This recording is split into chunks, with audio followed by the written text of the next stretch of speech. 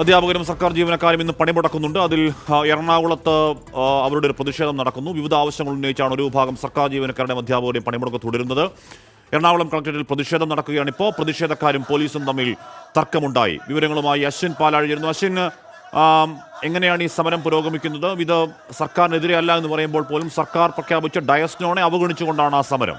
അശ്വിൻ, എന്തായാലും 10:30 വരെ ഇരു വിഭാഗങ്ങളും തമ്മിൽ വലിയ പ്രശ്നമില്ലാതെ സമരവുമായി മുന്നോട്ട് പോവുകയായിരുന്നു. അപ്പം ഭരണാനുകൂല സംഘടനയും ഒരു വിഭാഗത്ത് തമ്പടിച്ചു നിന്നിരുന്നു. അതിനിടയ്ക്ക് 10:30-ക്ക് ശേഷവും ജോലിയിൽ പ്രവേശിക്കാൻ എത്തിയ ആളുകളെയാണ് സമരക്കാർ തടയാൻ ശ്രമിച്ചത്. എന്തായാലും പോലീസിന്റെ ഇടപെടലിൽ അവരെ തടയാൻ സമ്മതിച്ചില്ല. ജോലിക്ക് പ്രവേശിക്കാൻ അനുവദിക്കുകയും ചെയ്തു. ഭരണാനുകൂല സംഘടനയും അവർക്ക് സംരക്ഷണവുമായി എത്തിയിരുന്നു. രാവിലെ മുതൽ തന്നെ വലിയ പോലീസ് സന്നാഹം എറണാകുളം കളക്ടറേറ്റിലുണ്ട്. എന്തായാലും നിലവിലിപ്പോൾ ഇനി ആരെയും പ്രവേശിപ്പിക്കില്ല എന്നുള്ളൊരു കർശന നിലപാടാണ് സമരക്കാർ എടുത്തിരിക്കുന്നത്. അതുകൊണ്ട് തന്നെ കൂടുതൽ പോലീസ് കളക്ടറേറ്റിന് മുന്നിലേക്ക് എത്തിയിട്ടുണ്ട്. എറണാകുളം കളക്ടറേറ്റിനെ സംബന്ധിച്ച് റവന്യൂ വിഭാഗത്തിലെ മുഴുവൻ ജീവനക്കാരും ഈ സമരവുമായി ബന്ധപ്പെട്ട് പുറത്തിറങ്ങിയിട്ടുണ്ട്. CPIയുടെ ജോയിന്റ് കൗൺസിലിലെ അംഗങ്ങളാണ് റവന്യൂ വിഭാഗത്തിൽ ഭൂരിഭാഗവും ഉള്ളത്.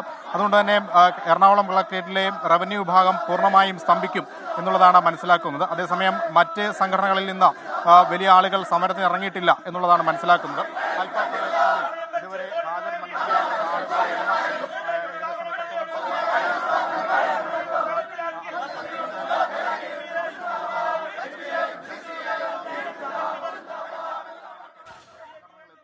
സർക്കാർ ജീവനക്കാരും അധ്യാപകരുമാണ് പണിമുടക്ക് ആവശ്യങ്ങൾ ഉന്നയിച്ചാണ് പണിമുടക്ക്. എറണാകുളം കളക്ടറേറ്റിലാണ് പ്രതിഷേധം. ജോലിക്ക് വരുന്നവരെ തടയുന്നതും തടയാത്തതുമായി ബന്ധപ്പെട്ട ചില തർക്കങ്ങൾ അവിടെ ഉണ്ടായി. ഭരണാനുകൂല സംഘടന ചേരിതിരിഞ്ഞ് മറുഭാഗത്ത് അവിടെ നിൽപ്പുണ്ട്.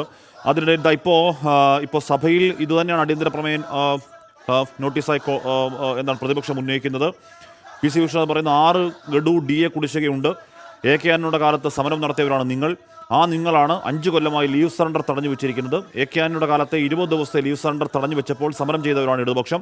ശമ്പള പരിഷ്കരണ കുടിശ്ശിക ഇതുവരെ കൊടുത്തിട്ടില്ല. ശമ്പള പരിഷ്കരണത്തിന് ആനുകൂല്യം ഇതുവരെ കൊടുത്തിട്ടില്ല. 6 മാസം കഴിഞ്ഞിട്ടും കൃത്യസമയത്ത് നൽകുമെന്നാണ് സർക്കാർ പറയുന്നത്. മെഡിസപ്പ് കൊണ്ട് ജീവനക്കാർക്കുള്ളത് അപമാനം മാത്രമാണ്. ജീവനക്കാരെ സർക്കാർ വഞ്ചിക്കുന്നു എന്ന് പറയുന്ന ജോയിന്റ് കൗൺസിലാണ് തുടങ്ങിയ കാര്യങ്ങൾ അടിയന്തര പ്രമേയത്തിൽ ഉന്നയിച്ചുകൊണ്ട്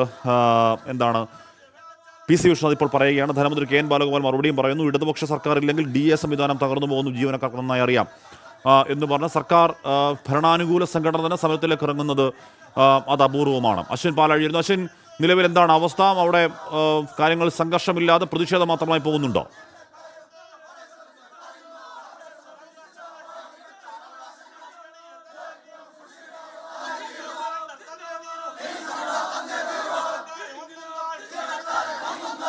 സംസ്ഥാന വ്യാപകമായാണ് വിവിധ ആവശ്യങ്ങൾ ഉന്നയിച്ച ഒരു വിഭാഗം സർക്കാർ ജീവനക്കാരുടെ അധ്യാപകരുടെ പണിമുടക്ക് ഇപ്പോൾ പുരോഗമിച്ചുകൊണ്ടിരിക്കുന്നത്.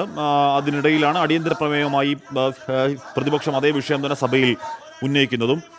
KN ബാലഗോപാൽ മറുപടി ആദ്യം പറഞ്ഞത് PSC നിയമനം കൃത്യമായി നടക്കുന്നു എന്നുള്ളതാണ്. കേരളമാണ് ആളോഹരി സർക്കാർ കൂടുതൽ ജീവനക്കാരുള്ളത്. മറ്റ് സംസ്ഥാനങ്ങളിലും IAS പദവിയിലുള്ളവർ പോസ്റ്റുകൾ പോലും കരാർ നിയമനം നടക്കുകയാണ്. ലീവ് സറണ്ടർ 30 ദിവസം നൽകുന്ന ഏക സംസ്ഥാനം കേരളമാണ്. കോവിഡ് കാലത്ത് പോലും ശമ്പള പരിഷ്കരണം നടപ്പിലാക്കി.